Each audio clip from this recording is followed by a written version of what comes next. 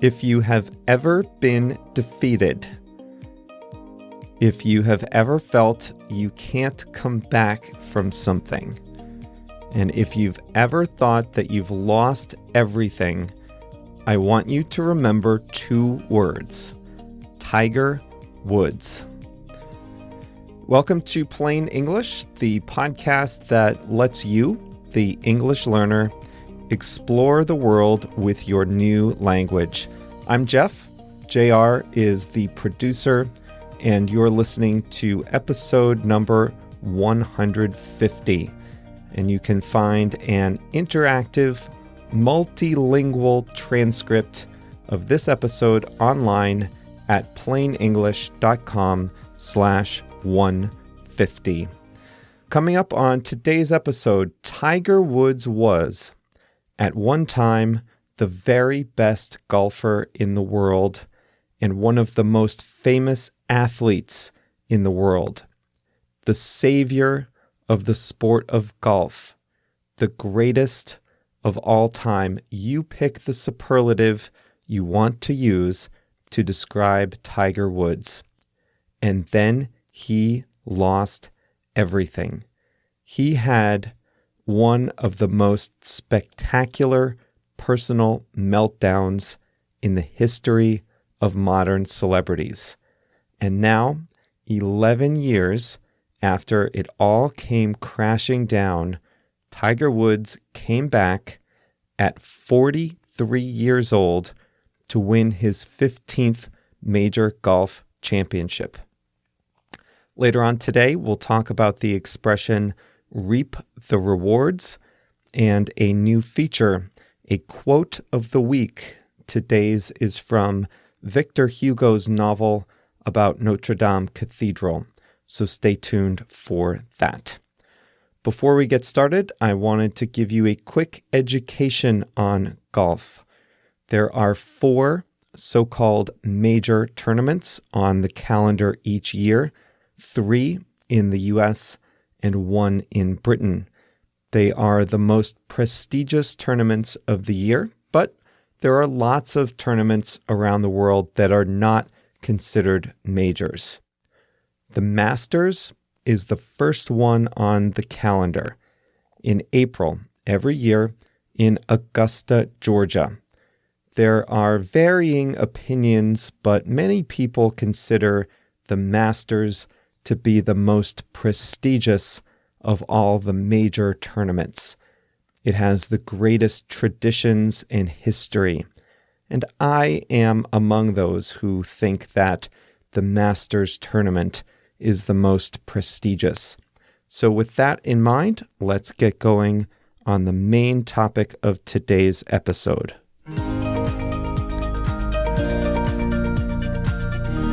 Tiger Woods won the Masters. There was a time when that statement wouldn't have surprised anyone. Just another major golf tournament won by the best golfer in the world. Tiger won the Masters in 1997, 2001, 2002, and 2005. Almost from his debut on the scene of professional golf in 1996, Tiger Woods dominated the world of golf. If he wasn't winning a tournament, he was at least in the conversation. He was the youngest person to win the Masters in 1997 at age 21. And not only did he win that tournament, as a 21-year-old, he won it by 12 strokes, which is a blowout. If you're not familiar with golf, you usually win a tournament by 1, 2, or maybe 3 strokes. A 4-stroke win is a big one. At age 21, Tiger won the most prestigious tournament by 12 strokes. Between 1997 and 2008, 11 years, he won 14 major championships. Remember, there are only 4 a year. Jack Nicklaus, often considered the greatest golfer ever, he won 18 championships, but it took him 25 years. Tiger had won 14 in less than half the time. He is the only person to have won 4 consecutive major golf championships. He has the lowest average score of any professional golfer. A low score is good in golf. In addition to all those majors, he won another 65 tournaments that were not considered majors. Tiger Woods has the highest career earnings of any professional athlete.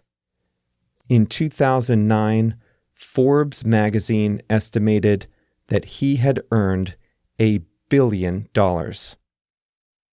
But even all of that doesn't do justice to what Tiger Woods was during the prime of his career. He was one of the only athletes in America that had true cross-cultural celebrity. That means people outside his sport, even outside the world of sports, knew about him, liked him, respected him. The game of golf, when he came onto the scene, was struggling. It was losing TV audiences. Young people weren't playing the game. It was considered an old person's game. There was no energy to it, and there were no minorities. Tiger Woods changed all of that. He started swinging a golf club when he was 4 years old and never looked back. He was an instant celebrity, even as a teenager in California. He signed with Nike at age 20. He dominated the PGA Tour, which is the Professional Golf Association, as soon as he became a pro. He breathed life into the game. All of a sudden, young people wanted to play golf again. The crowds at the tournaments started swelling, people following Tiger along the course. TV ratings went through the roof. Golf was back, and Tiger Woods was the 21st century face of it. Not everyone liked him. He was never an especially likable guy, either on the course, in interviews, or whatever, but everyone respected him. He had talent, sure, but he worked. He had an awe-inspiring work ethic, and he set a new standard for work ethic on the PGA Tour, and he was rewarded for it. And then, I will never forget this. Thanksgiving weekend 2009, I remember staring at the computer screen thinking, what in the world are we watching unfold here? It all ended in one bizarre weekend. He crashed his car into a fire hydrant near his house. His wife was chasing after him, swinging a golf club at him. He was injured and taken to the hospital. In the weeks that followed, a massive scandal exploded. I'll spare you the details, but it was bad. Tiger withdrew from golf. His sponsors started dropping him. General Motors, Gillette, Accenture, AT&T, Gatorade, all cut ties with him. He got divorced in 2010.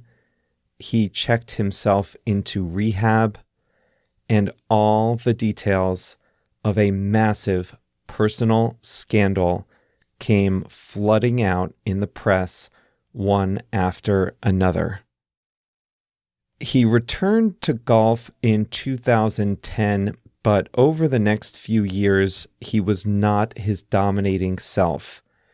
He won a few tournaments, but wasn't really competitive in a major. He wasn't dominant. He wasn't feared on the tour. And then injuries started to take their toll. He had to withdraw from tournaments in 2013, citing back pain. He had starts and stops. He would often enter tournaments only to pull out in the middle due to pain. He had surgery after surgery, his wrist, his back, his knees. All this time, he's not getting any younger. He's not getting any closer to becoming the old Tiger. All this time, he's sitting on 14 major championships, whereas the record is 18. At one point, it looked definite, a sure thing that he would break the record. But in 2017, he told friends, "I'm done." He had had his 4th back surgery, and he entered a tournament once and was ranked 1,199th in the world. He had fallen as far as a person could fall after having reached the pinnacle of professional success. But he kept playing golf. He kept practicing. He was determined to come back. And he got better in 2018. He won another non-major championship. And then he entered the Masters this year in 2019. He didn't lead that tournament until the very end, but he clinched his victory in the final holes. He was the second oldest golfer to win the Masters tournament. I know golf is often associated with older people, but competitive golf is for young men. To compete in the PGA, you need club speed. You need to swing that club hard and fast in order to get the length you need on the course. Tiger, at age 43, after all his surgeries, he beat a field of younger men. Here are the people who finished behind him. In second place were Dustin Johnson, 34 years old, Brooks Koepka, 28 years old, Xander Schauffele, 25. Next came Jason Day, 31 years old, Tony Finau, 29, Italian golfer Francesco Molinari, 36 years old, still 7 years younger than Tiger Woods, and Webb Simpson, 33. Behind them, Patrick Cantlay, 27, Ricky Fowler, 30, Jon Rahm, 24. You get the point. This was a stunning comeback and a complete career reversal. He did it in the most prestigious golf tournament in the world, and he did it at age 43. The crowd was with him. They hadn't forgotten Tiger's downfall, but they were rooting for him to come back. American sports fans may like to see people fall off their perch, but they also love seeing a great comeback, and Tiger Woods delivered that in a big way.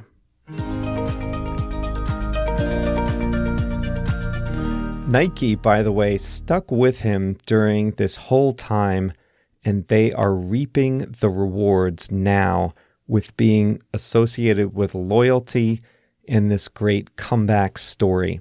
Good for them. If you're interested in Tiger Woods, there is a biography of him available. You can read it in English. The title is simply Tiger Woods. You can also listen to the audio version, and as a few listeners reminded me, if you listen to audiobooks, you can slow down the speed if you need to right in the Audible app. That's pretty cool. The book is good. It's not exactly an admiring biography. And of course, it doesn't have the latest news on Tiger. But if you're interested, it's out there. I read it a few years ago, and I don't think it's too hard, so you should be able to follow it if you've read or listened to nonfiction books in English before. And remember, you can get a free audiobook with a free trial to Audible by going to plainenglish.com/book. Quick hi to Cody from Argentina. Cody is an English teacher who uses plain English in her lessons with her students. She was kind enough to take some time to chat with me about the state of English education in Latin America, which was really enlightening and helpful to me. So thanks, Cody, and a big hello to all her students in Argentina. One more today. Hello and thank you to Ricardo from Sao Paulo, Brazil.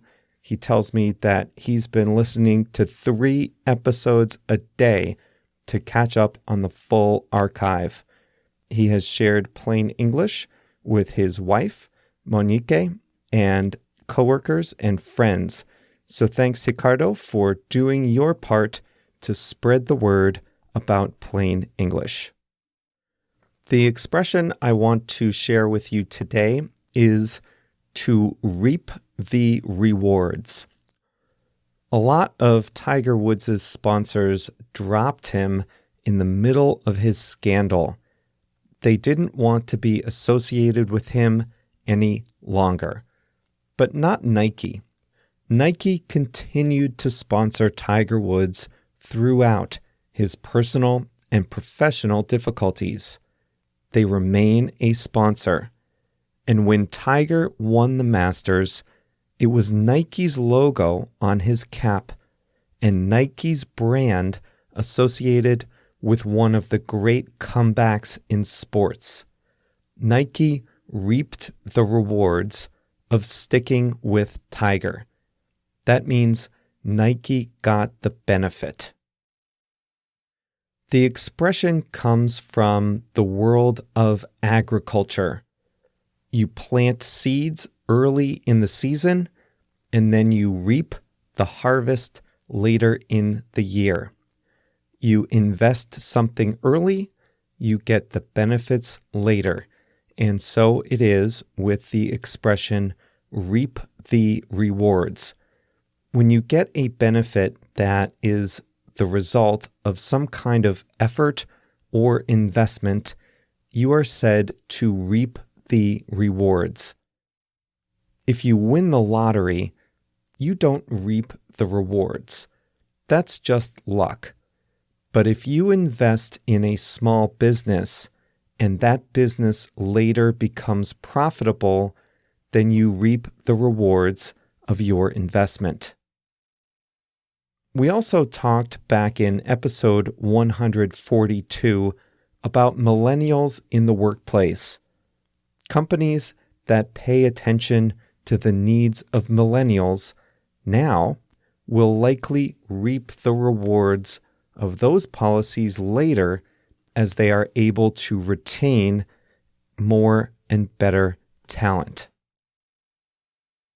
Let me confess something to you. I love this podcast. I love this audience. I love doing the episodes. I love writing them. I love recording them. I love talking with all of you about them. But there is one thing I hate, and that is SEO, search engine optimization. All that stuff you have to do on the website, all the metadata, the alternative text in your images, internal linking, keywords, all the stuff to boost your page ranking. I don't really do it. I know I should. I know that if I invested the time in doing proper SEO, I would reap the rewards by reaching more listeners, but I just can't bring myself to truly invest the time in SEO because I hate it. Okay, so on Thursdays, we are going to close the episode with JR's Song of the Week, but on Mondays, we'll close with a quote. Now, normally, I'd choose a quote from an English author, but today I'll pick one from the French author Victor Hugo, who wrote The Hunchback of Notre Dame, and we'll do that in honor of Notre Dame Cathedral. Don't worry, I'll give you the quote in English. Here it is from the book. Quote, "Nothing makes a man so adventurous as an empty pocket." In this case, if a man has an empty pocket, it means he has nothing. And the quote is saying that if you don't have anything to lose, then you're willing to be adventurous. You're willing to take risks. Sometimes the more you accumulate, the more you have saved, the more you have invested, the less willing you are to be adventurous and take risks. So think about that one. Nothing makes a man so adventurous as an empty pocket. And with that, we will close today's episode. Remember that we will be back on Thursday with a new episode, and you can join our email list if you haven't already done so by going to plainenglish.com/mail, M-A-I-L. And in addition to the episode emails, which I've told you about before, I'm also sending out interesting links and questions on the weekends. So watch out for those if you're on the list. It's just another way for us to keep in touch and to interact with each other in English. I hope you enjoy it. See you Thursday.